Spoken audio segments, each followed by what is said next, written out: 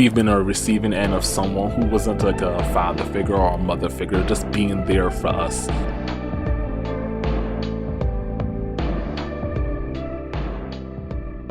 Hi Internet, how are you doing? I think they're doing good. How are you doing, Kim? I'm fine. How are you? I am doing great. I'm doing fantastic. I stubbed my toe really, really hard when I woke up, but that's becoming the norm. I need to move some things around in my room. That is my fault. But other than that, today has been a wonderful day. I see. Yeah. That's nice. Very good. What about you? Your day has been wonderful? Um, I am now wondering if I ate breakfast and it's evening. So that's how my day is going, actually. You don't remember if you ate this morning. Oh, that's right. I had oats. Oh my Okay. gosh, I had oatmeal. Wow. That was just I going. think that's the second time today I forgot that I had breakfast though. Something is wrong. What? What is wrong? I don't know. Is your But rate still earlier I picking up was something? wondering if I had breakfast. Well, no, I didn't have breakfast. And then I remembered I had oats again, but I forgot again. Why are you so fixating on if you had breakfast? I don't know. Well, that's strange. It is. I guess I felt like something was missing and it was breakfast, but it was not. I definitely had breakfast this morning. I had oatmeal. Mm-hmm. I don't know. Maybe the day is just going by so fast that it didn't feel like if you were in the morning. Because sometimes I feel like that. You know, you I have guess that feeling? so. Like, the day is moving so fast, but you still, like, it's the afternoon, but doesn't feel like afternoon. I don't know if I'm, like, explaining this properly, but you just feel like time is moving quicker than you realize it's moving Yeah, around you. yeah. Yeah. I don't know what they call that. Life. Yes. They call it life. So, we've been talking about series and things where we like to see parenting or like people who aren't parents but taking care of kids or just like Yes, yes. becoming impromptu parents all of a sudden, and that type of what that throws upon of a person and the Right. struggles and going through that. Just good wholesome stuff about parenting in general that gives people an understanding of the struggles of parenting or just being able to take care for children and whatnot. Yes. So the thing that we watched was We watched Kotaro Lives Alone, which is yes. about a little boy named Kotaro who moves into an apartment complex on his own. And he's like 5 years old. He is 5 years old. People would say he's mature for his age. But still. Yeah. Right. I'm not saying Yeah. but still. I I'm know. saying That's pretty much what the that's whole what you series is would about. say Yeah. about him after encountering him. Yes. And basically the series is about how he and his neighbors, I want to say, grow as people. And his kind of limited viewpoint on Right. things and how certain things have affected him and has created the little boy that is Kotaro at this moment. Basically. It's the other tenants, their interactions with him as well, and coming to see his perspective, but also trying to look out for a 5-year-old who wants to live on their own. Yeah. There's a lot to unpack about this show, though. Is there? What do you want to talk about first? I mean, it only was like 10 episodes, but there's a lot and it wasn't very long. Oh, I forgot to mention, it's based on a manga. So Yes. if anyone wants to read it, do that. Yes. Same name and everything. Yes, Kotaro Lives Alone or Kotaro wa Hitori Gurashi. Okay. I guess we should just explain that he's living by himself. The reason why he lives by himself? Of a parent, as you go through the show, you find out that his mother has passed and Kotaro does not know. Right. And he's been receiving money from the lawyers over time. Right, from her insurance to take care of him. Right. And I guess people aren't telling him that she's passed away yet. And because he still believes that he'll be able to have a chance to meet her again. Right. In one of the flashbacks, I believe it was the last flashback of her, he remembers her saying that she'll definitely come back. So he believes that. But, I also feel because we've seen how yes, he's 5 years old. He is a mature 5-year-old because he's been doing a lot on his own for a long period of time. Even though technically he shouldn't be living by himself. Yeah. I think though, somewhere inside of him, he knows that she's gone. Yeah, we may not have seen that in the 10 episodes, but maybe in the manga, they talk about that. I feel like it's because everybody knows, and in my opinion, that you don't really hide that stuff from a kid, no matter. That's probably one of the weirdest things about the show is like, yes, Kotaro, the whole thing about him is becoming stronger so he can like. I don't like his opinion. Like, he's a 5-year-old, so it's like, yeah. His opinion. But everybody can have their own opinion. But Kotaro's opinion is that he wants to grow stronger, and then he'll go back and live with his dad. We didn't explain this, but the reason why he isn't living with his dad right now is actually because his dad is... He beat his mother. Domestic violence, okay, everyone? Yes. And the situation was not very good. And I'm guessing that the mother left at that time and some whatever happened, but she died during that period. I honestly think that she committed suicide.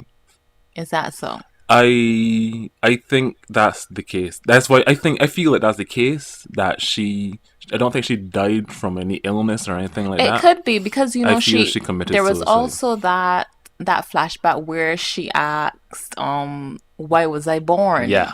It seems like she was in a super depressive state. Like, because she was by herself at that point, and she was clearly like not with the father wasn't there. He probably was gone, right? Because Kotaro says the reason why he really started watching the cartoon Tona-sama is because it reminded him of his dad. Of his dad, right. His voice. Right. So I equate that the few flashbacks that we've seen where he's watching the show and his mom's in the background is that his dad is already gone at that point. But she's still like not well.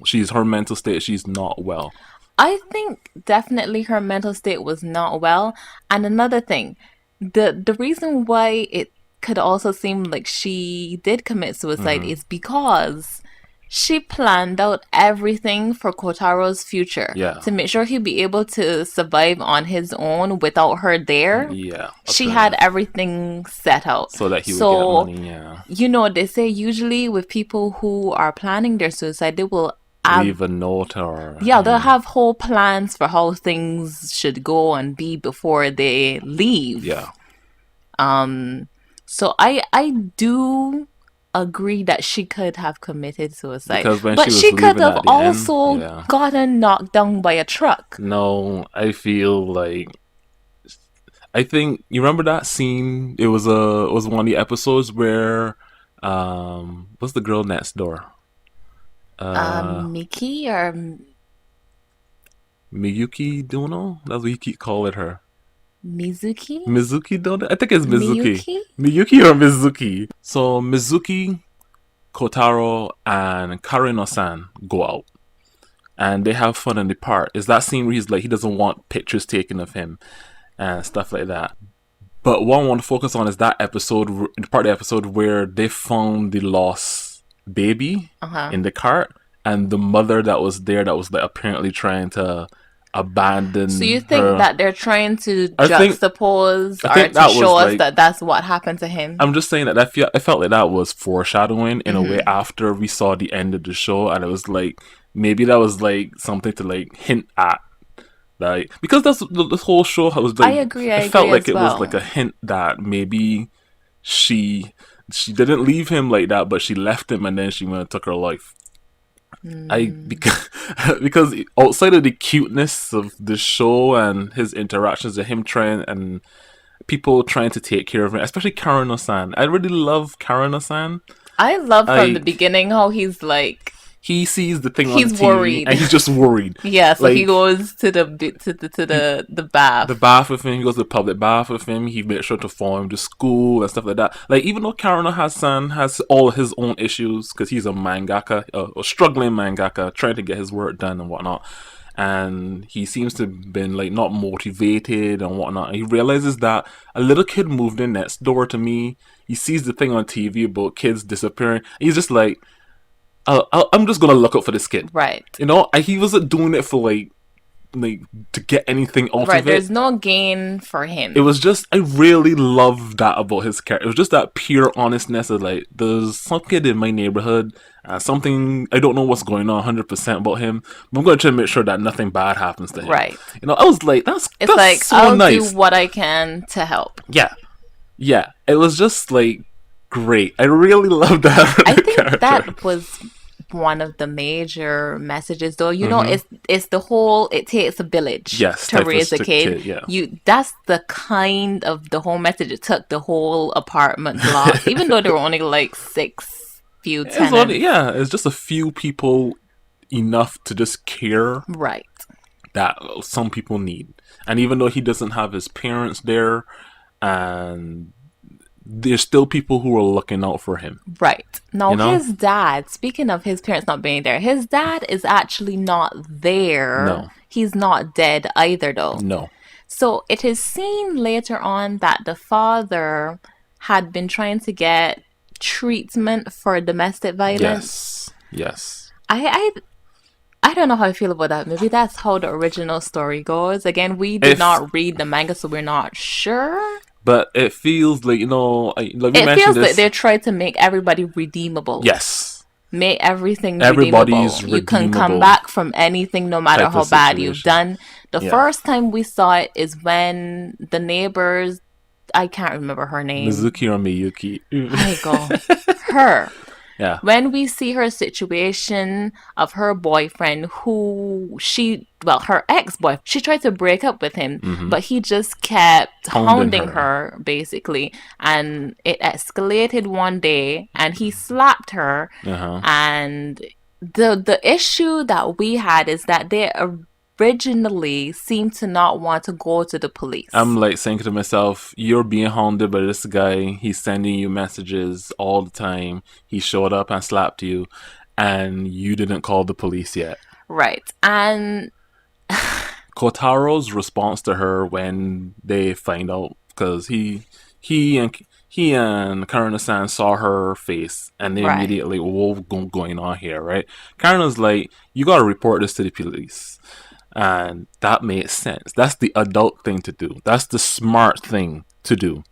And Kotaro, the boy, the 5-year-old that he is, says that no, you shouldn't report him. You should just leave this place and go somewhere else, so as to not turn him in, because you made him bad.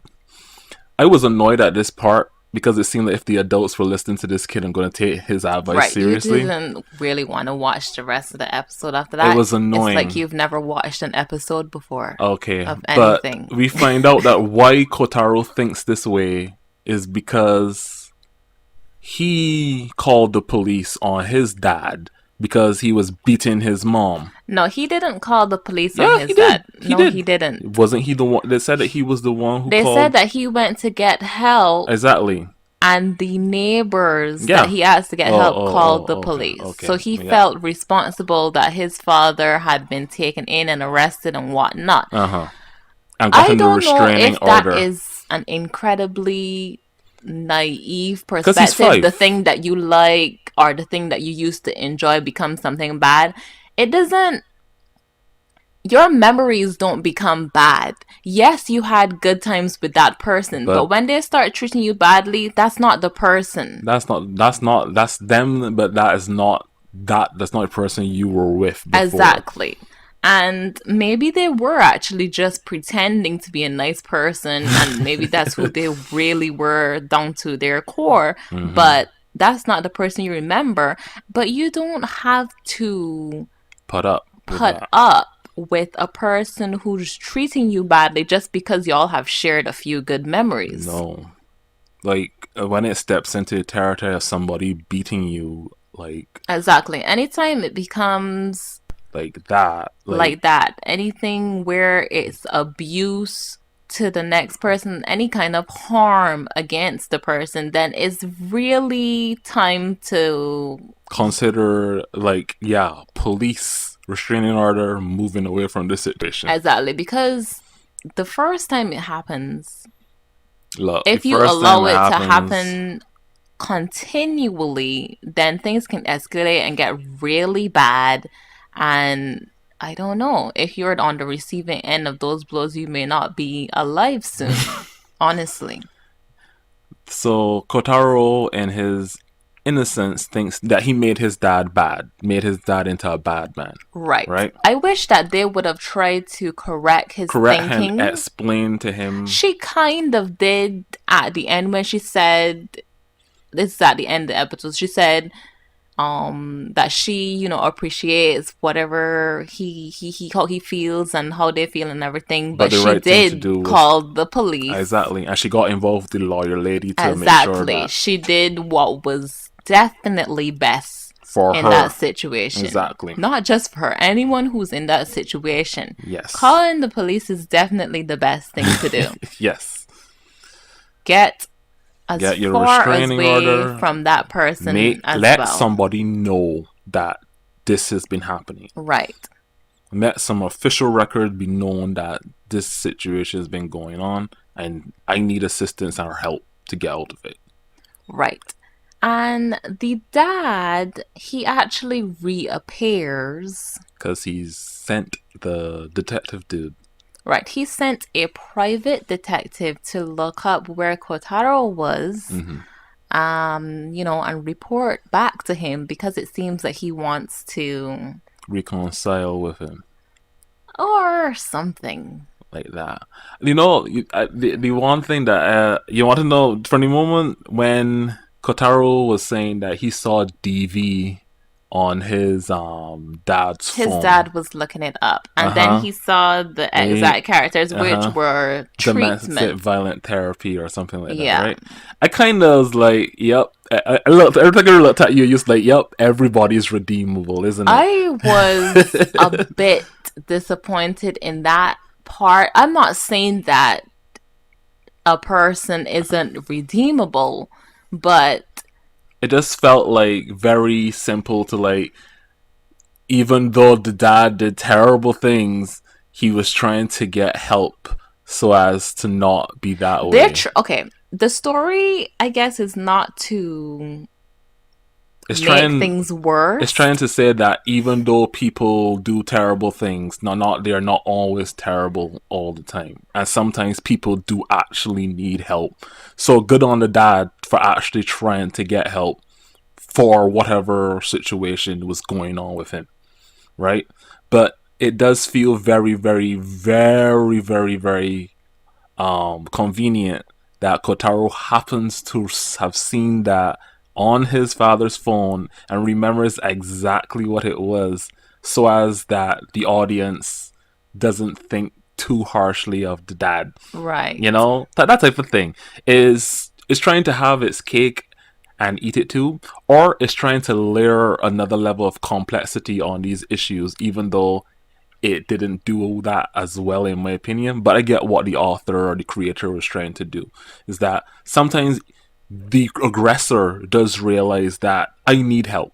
I need to stop being like this, and I need to do something about the person that I am becoming.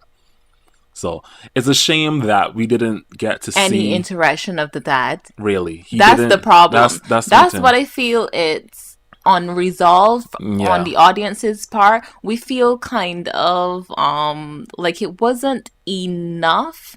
And the whole, we go back to that part where Kotaro is remembering that he saw domestic violence treatment on that his dad was looking it up, but we didn't see any interaction between the two of them later on. Or we didn't see any flashbacks of him and his father in a actually happy light. Exactly. The only times the flashbacks that we've seen is that the dad has been shown in the bad light. So we don't even know this person we don't even know if he's actually looking for his son for good reasons, or bad reasons. We just have to assume that he is a like he's doing something well or trying to get well or is trying to find Kotaro for good reasons. Right. Right?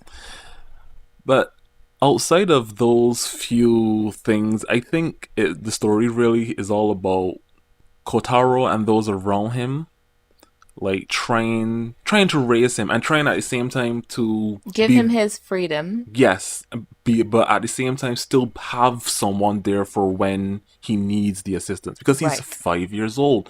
And like, I know some people who've watched this probably know that logistically and commonsensically, even though that's not a word, he would have been still in the orphanage that he would have been at, Right. being taken care Or of. some kind of foster home. Exactly. If we're speaking logically. Yeah.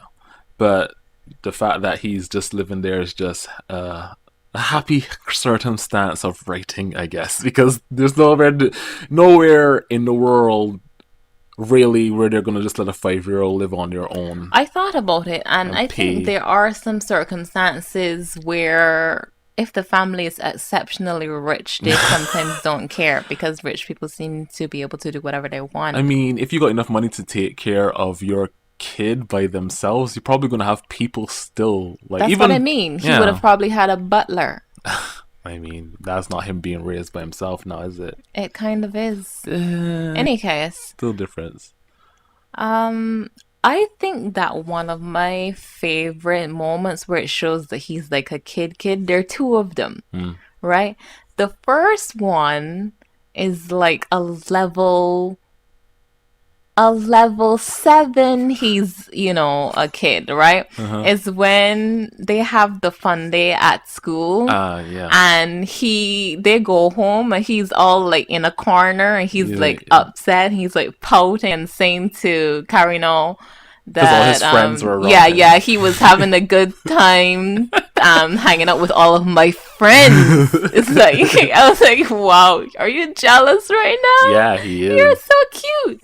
And then the second moment I thought was truly him being a kid, but he was not aware. This is the sleepwalking one. Right, the one where he's all talking normally, not in Tono-sama dialect. Yeah, not this. He's all saying that he doesn't want to be alone. Yeah. That was so real. Yeah, it was. Because even though, I think this is when Karina-san met the head lawyer, he was saying that even though he is a kid who behaves like he's a very mature child. Yeah, he can do anything for himself. Yeah, we should not forget that he's still a 5-year-old boy. Exactly. And he still needs people there for him, to look out for him, to care for him, to make sure, to check in on his well-being, checking on his mental state and things like that. Just being there. And I think that's dope. The whole family, everybody in the apartment building, it's just like, it's great. It's really great. It is. I really love stories like this where different people who have different stories come together and are like family. Yes. I love stories that aren't like,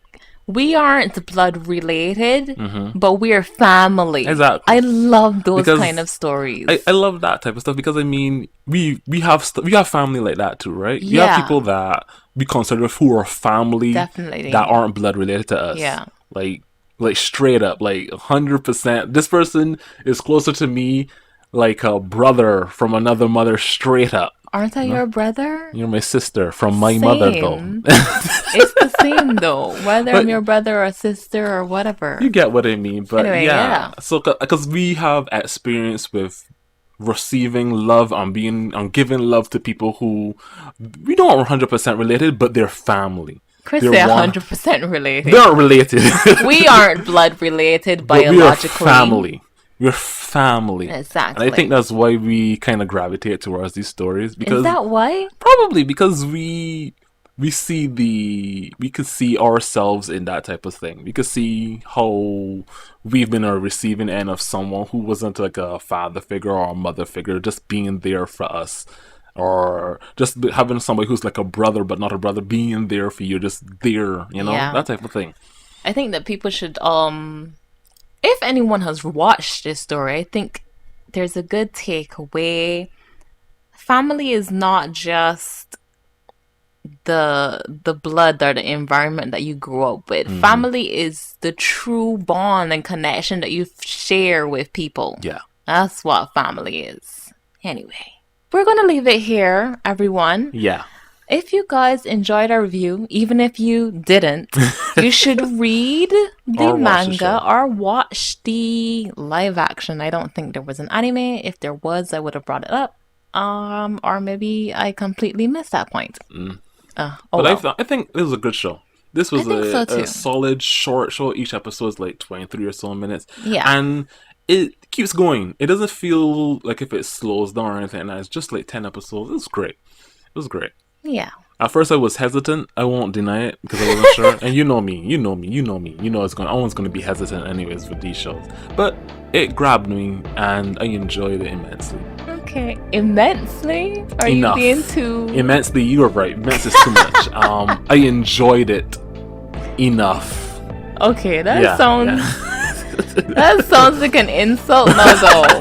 What the heck? It was a good show. What do you want from me now? In any case, I hope that you guys will enjoy it as well. If you enjoyed this episode, please like and subscribe and comment down below. We hope you guys enjoyed and see you guys in the next one. Good night, everyone.